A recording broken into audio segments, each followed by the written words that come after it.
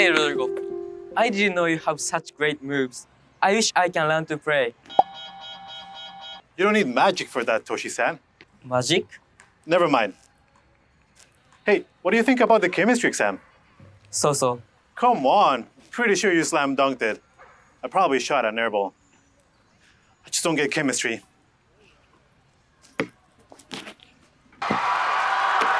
Yes! 2 points for Rodrigo the Real Deal Garcia. And the Lakers push ahead. Boy, I'll tell you, he's really schooling the Knicks tonight. And let me tell you, if this kid shoots, the ball goes in. What do you mean, real deal? It was my nickname back in high school. Those were the days. If only I had made that last shot in the regional championship, I would have gone pro, for sure. Wow, you made pro? Never happened, bro.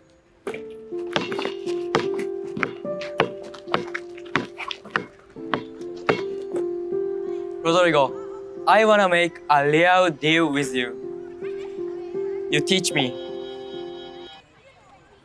And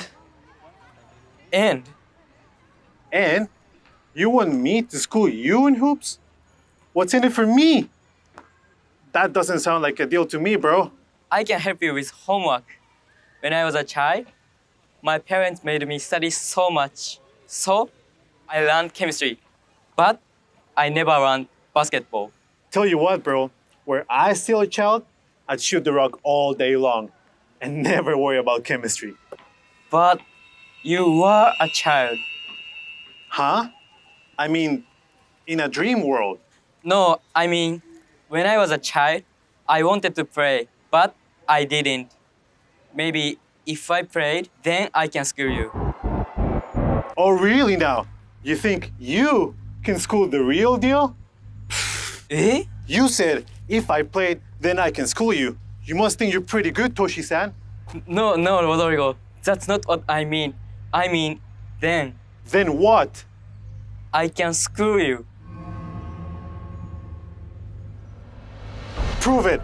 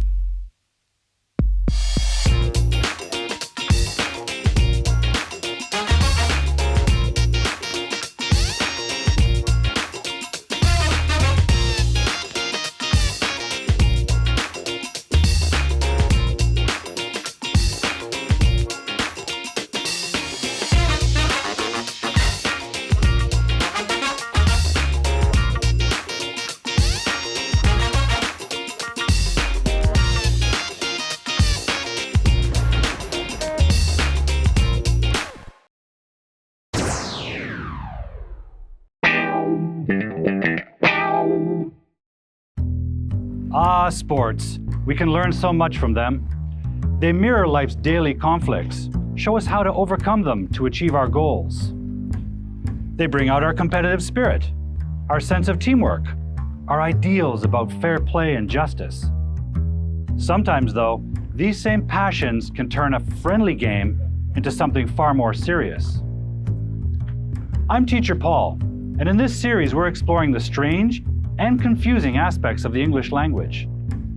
And in this episode, we'll see why Toshi-san's deal between condition and result went terribly wrong. Why, instead of learning how to play basketball, he got a serious schooling in English weirdness.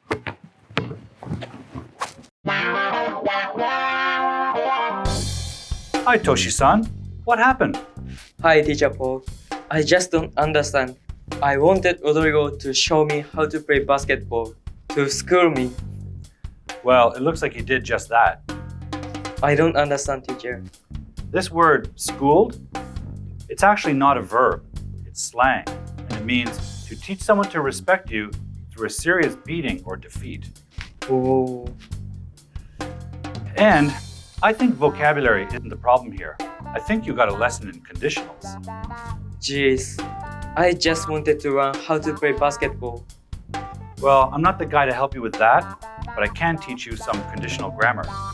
Okay, Teacher Paul. Please school me. Don't worry, Toshi-san. Come on, let's break it down.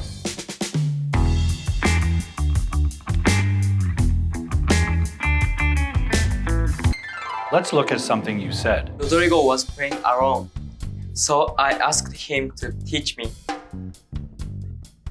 You wanted a kind of possible action, state, or condition that was not happening at that moment, correct? Yeah, it was like my dream.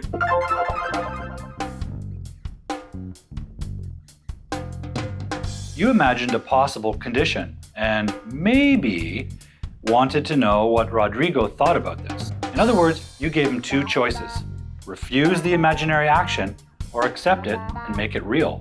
He didn't even understand me. Instead, a different result became real.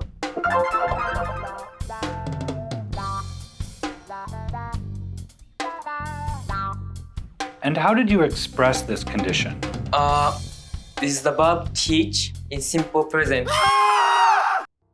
The sentence, "you teach me," really expresses the idea of simple habit, routine, or general truth. So tell me, is Rodrigo in the habit of teaching you? Actually, I was kind of rude. The problem is that this structure does not express the meaning you intended. You wanted the meaning this first sentence to suggest, an imaginary action. Let's call this type of action hypothetical.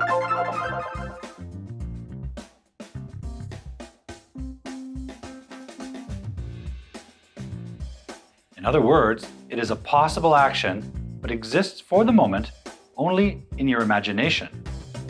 I think you intended for "you teach me" to express a hypothetical condition, a situation or state that might lead to a certain result, something that might benefit him and make him want to help you. But in your sentence, the result is missing. Yes, I didn't suggest a result. And this is the first thing we need to understand about conditional grammar. It consists of two important ideas, or clauses: the condition and the result. And you only express the condition. Now, there are ways to imply one of these parts, and we'll look at them later on. But usually, to make a full conditional meaning, we need to express both parts of this meaning. I understand, teacher. We need two parts. So, I should have said,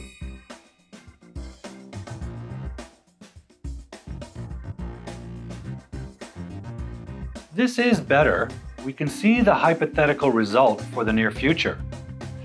But it still sounds like you're giving Rodrigo an order.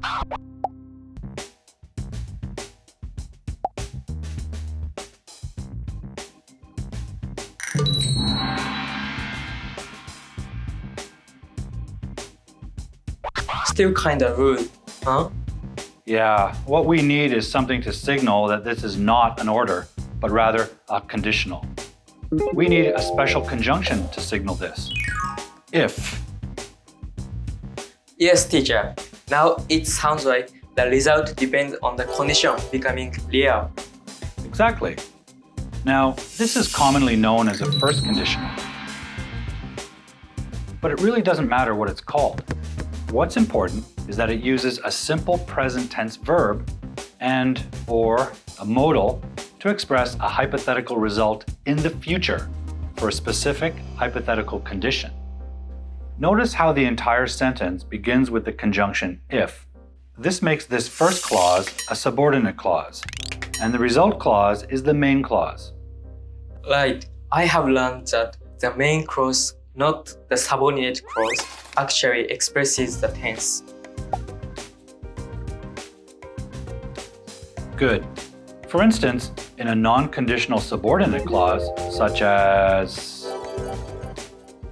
you can see that it is not the because clause, but rather the main clause that expresses the tense. Here, the future tense form of the verb will eat. Yes, teacher. And can we switch them around? Absolutely we can. We can do it and the meaning doesn't change. Just be careful with comma usage. Okay. Now all of this review is important because conditional sentences also use subordination. So we can switch the position of conditional clauses too. Exactly.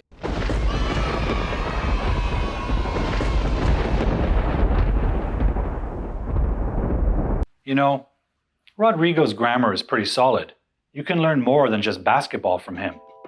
Let's look at something Rodrigo said. Look closely at the verbs. If this kid shoot, the ball goes in. They are both simple present, teacher. And what does that verb tense express? A habit, routine, or a general truth or fact. So this means that every time Rodrigo gets the ball, it goes in. He scores. Is that real? Is it true? Pretty true, teacher. Rodrigo is very good at shooting the basketball. But if this is true every time he gets the ball, can we say whenever instead of if? We can. I said if is usually used, but we can use a few more conjunctions to express the conditional relationship between clauses. In this case, what is the relationship between clauses? If the condition happens, the result is true. Always. Like automatic. Good. Then we've just learned one more thing about conditionals. They can express conditional results that are generally or habitually, or in the case of scientific truths, always true.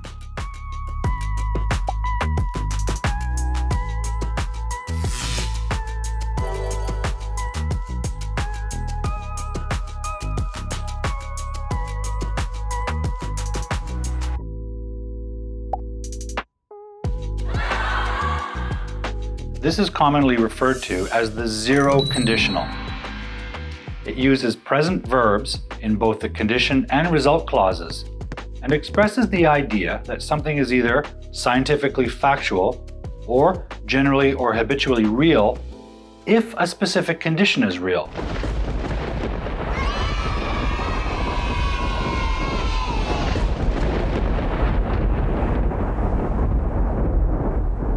I think I understand conditionals, teacher. Whoa, Toshi-san.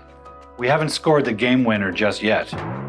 You see, so far we've just been looking at conditional ideas that express real conditions that produce real results. What else is real and possible, teacher? Well, Toshi, in the world of English weirdness, strange things are always real and possible. So, it's time to enter the portal of weirdness.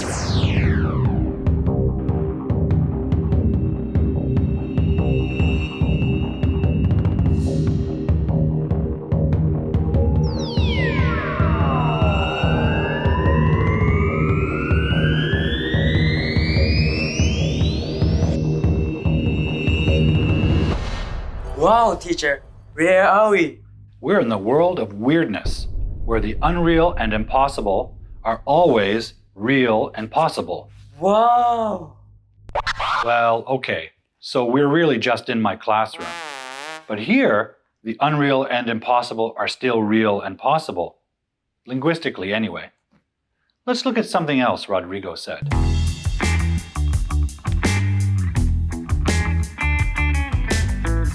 Oh yeah, Rodrigo asked me if he was a child. But of course he was. We all were. Maybe it's confusing because Rodrigo used an inversion to make his point.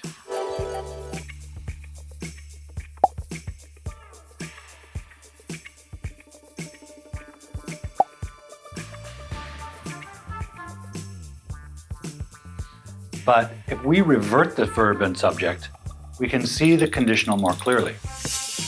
Whoa! Tell me something, Toshi. Is this condition clause true or always true? Well, of course, Rodrigo was a child once. It was true in the past. And now? No, now it is unreal, just memory. Good. So it is hypothetical or unreal now. And the result clause? Is not true right now. Rodrigo cannot play all day long. He's a college student now.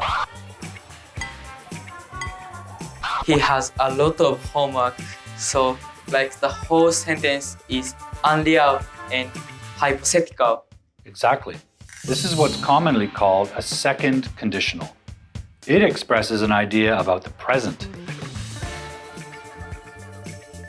But teacher, we just learned past conditional and that one expressed the present. Right, but the first conditional expressed a present that was real and possible. Tell me, is it possible for Rodrigo to be a child in the present?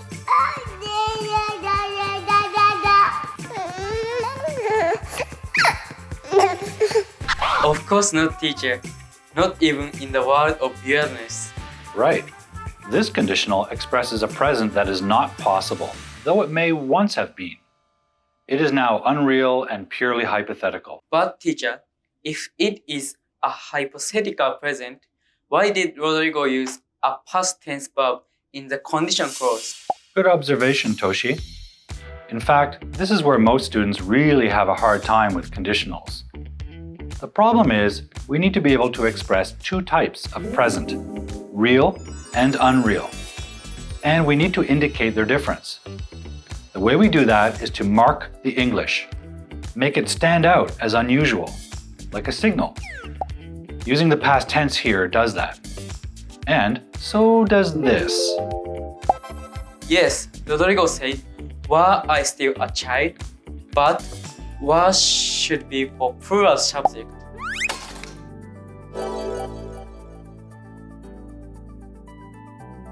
Right, but if he said, was I a child, it would be the structure of a question. And he was making a conditional statement, not asking a question. The word that signals to us that this is a conditional is the use of were. The important thing is, in the second conditional, it marks the grammar as not being a question, but rather a conditional. And the use of past tense verbs indicate a present condition and result that are hypothetical, right? Yes. I think that's what Rodrigo was trying to express. The emotional fondness he has for the days when he was able to shoot all day, compared to now, when he has so much studying and exams to do. Yeah, it makes me feel like he misses the old days when he played all day long. So, to express a hypothetical or unreal or untrue condition and result about the present, use this second conditional structure.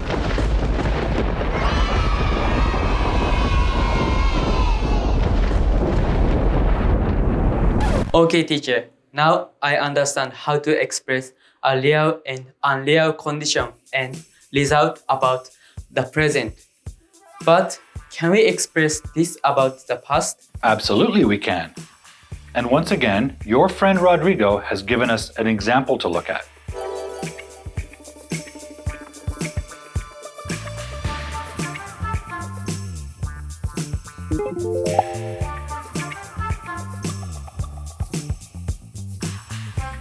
Okay, Toshi, so what verb tenses and forms are being used here? The condition clause is using past perfect, which we use to show which action out of two actions in the past came first.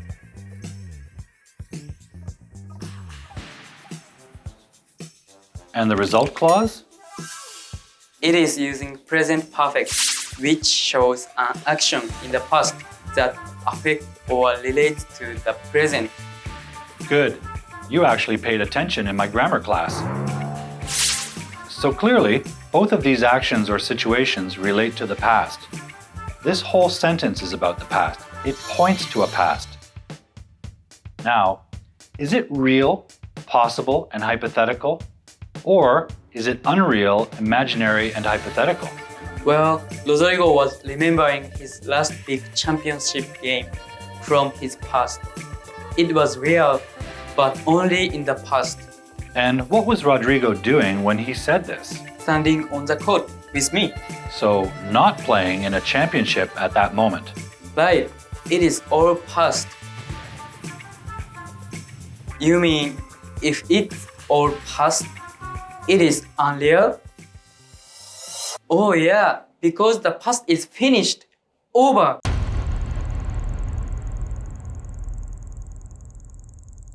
That's right. The past was once real, but not anymore. Now it is just a memory. And we'd need a time machine to go back and make it real again.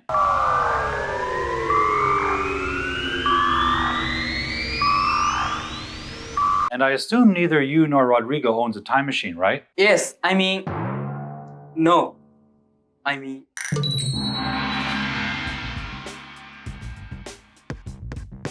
Speaking of time travel, let's go back in time a little and review our 4 conditional structures. The first 2 express real and possible, but hypothetical ideas.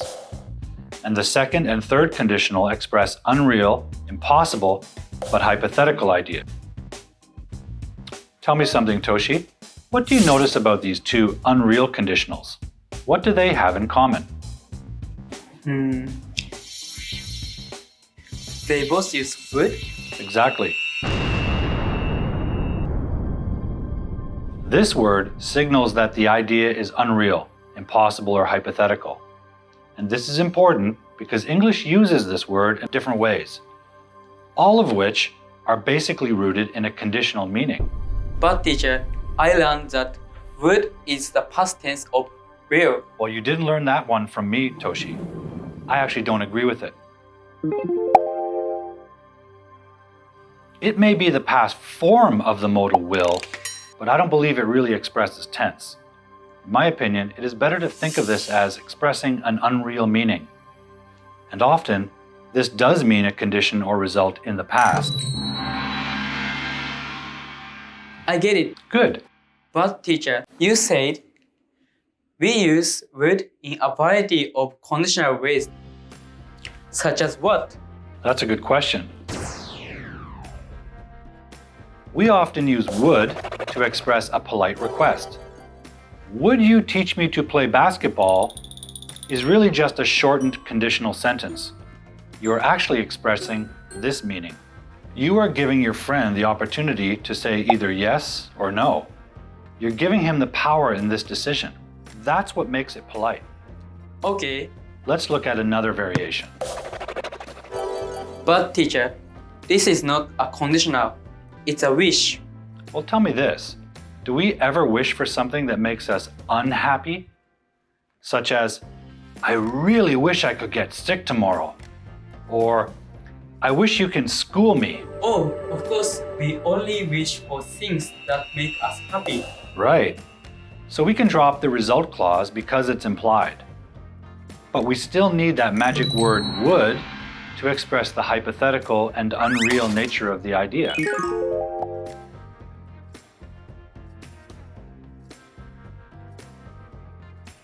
So that's why we express this with a conditional meaning. We wish for things that are not possible, such as I wish I had played when I was a child. This is not possible because it is in the past and can't be changed. Exactly. Okay, teacher. Is this the same as hope? Like, I hope my uncles get better. The difference is we hope for things that are possible, not impossible.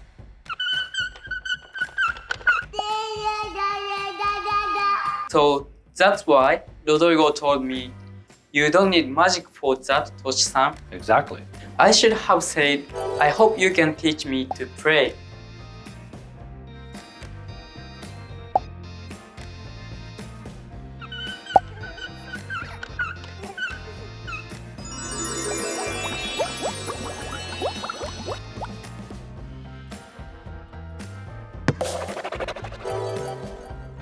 Take a look at this example.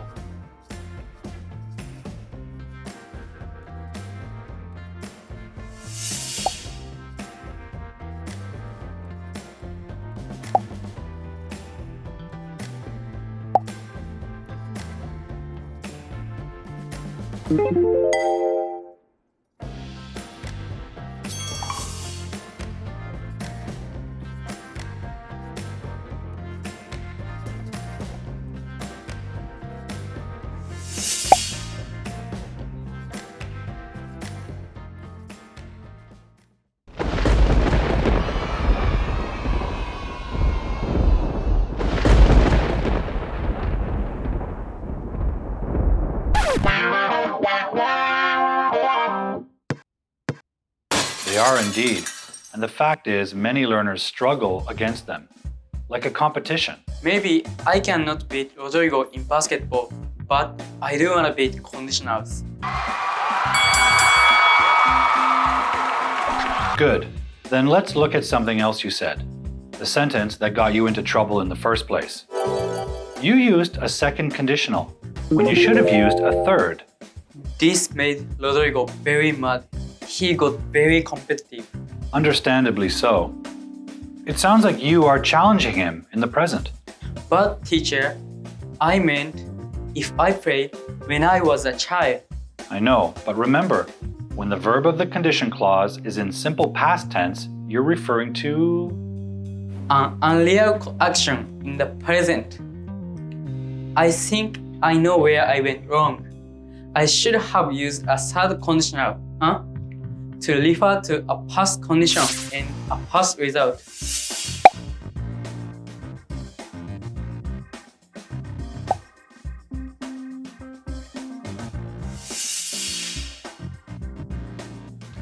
it expresses an unreal condition and result in the past, right?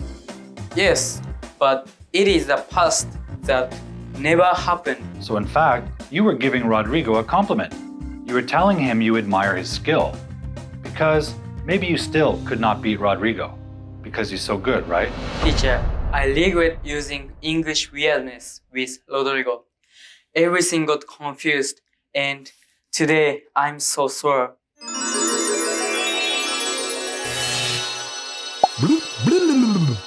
Which brings us to another aspect of conditionals. They can express regret.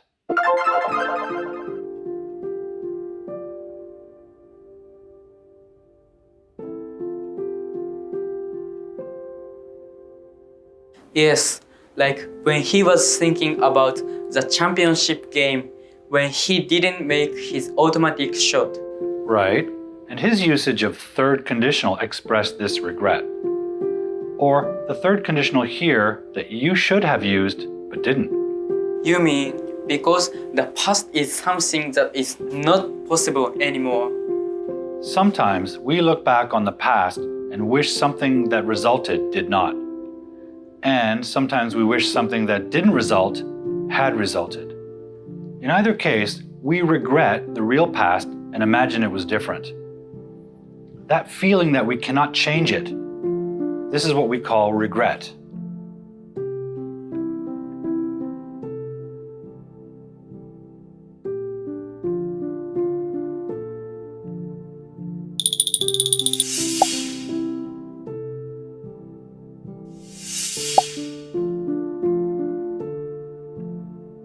Teacher, this is my regret. Then I think you understand everything you need to about conditionals. And your friend, Mr. Real Deal Rodrigo.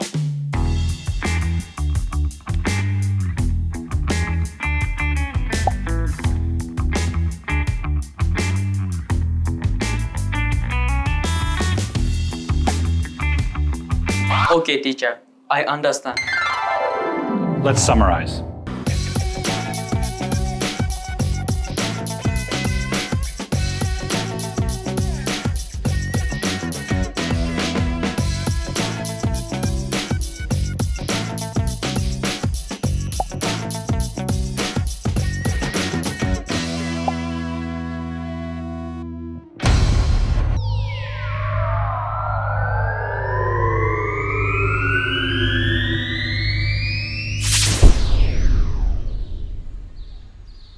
So, you see, Rodrigo, I didn't mean to challenge you in basketball.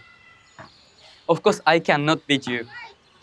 I will not be able to screw you even if we lived in the world of time machine and weirdness. World of what?